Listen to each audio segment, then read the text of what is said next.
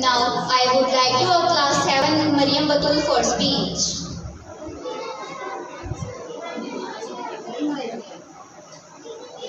بلغل غلاب کمالہ کشفت تجاب جمالہ حسنت جمیع خصالہ صلوا علیہ وآلہ. قابل صدر احترام جناب صدر اور معزز حاضرین کرام، آج مجھے جس عظیم ہستی پر لب کشائی کرنی ہے ان کا نام جب زبان پر آتا ہے تو خالق کائنات اپنی رحمتوں کے پھول برسنا شروع کر دیتا ہے. یہ وہ نشان ہستی ہے جن پر خود خدا اور اس کے فرشتے درود و سلام بھیجتے ہیں. جی ہاں، آج میں آمینہ کے لال شہنشاہ کونہ کا محبوب خدا محفخر موجودات سرور کائنات خاتم النبیین حضرت محمد صلی اللہ علیہ وآلہ وسلم کی سیرت طیبہ پر اظہار خیال کر رہی ہوں.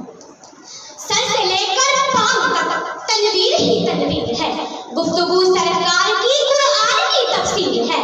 سوچتی ہے دل میں دنیا مصطفیٰ کو دیکھ کر وہ مستقبل کیسا ہوگا جس کی یہ تصویر ہے. جناب سر آقائے دو جہاں بنی نو انسان کی اعمال کی بہتری، قلوب کی صفائی اور بے شمار حق کی باتیں لے کر انسانی ہدایت کے لیے اس دنیا میں تشریف لائے.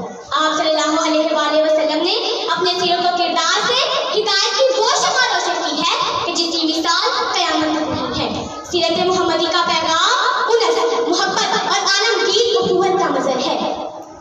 سارا قرآن تیرا رنگ بیان رکھتا ہے، اس کا قاری ہوں کہ یہ تیری زبان رکھتا ہے.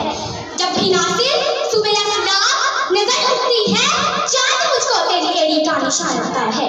جناب صدر اگر آپ ساجد ہیں تو عرب کی تاریخ سمجھیں، اگر آپ حکمران ہیں تو سلطان عرب کو دیکھیں، اگر آپ یتیم ہیں تو آمینہ کے لال کو دیکھیں، اگر آپ باپ ہیں تو فاطمہ الزہرا کے باپ کو دیکھیں، اگر آپ نانا ہیں تو حسن حسین کی نانا کی عظمت کو دیکھیں، اگر آپ بیواؤں کے شوہر ہیں تو عائشہ اور خدیجہ رضی اللہ عنہا کے شوہر کی حیات طیبہ کا مطالعہ کریں، اور اگر آپ مزدور اور محنت کش ہیں تو مسجد نبوی کے معمار اول پر نظر ڈالیں کہ آقائے دو جہاں ہو کر بھی کس طرح انہوں نے اپنی حکومت کو محنت کا درس دیا ہے.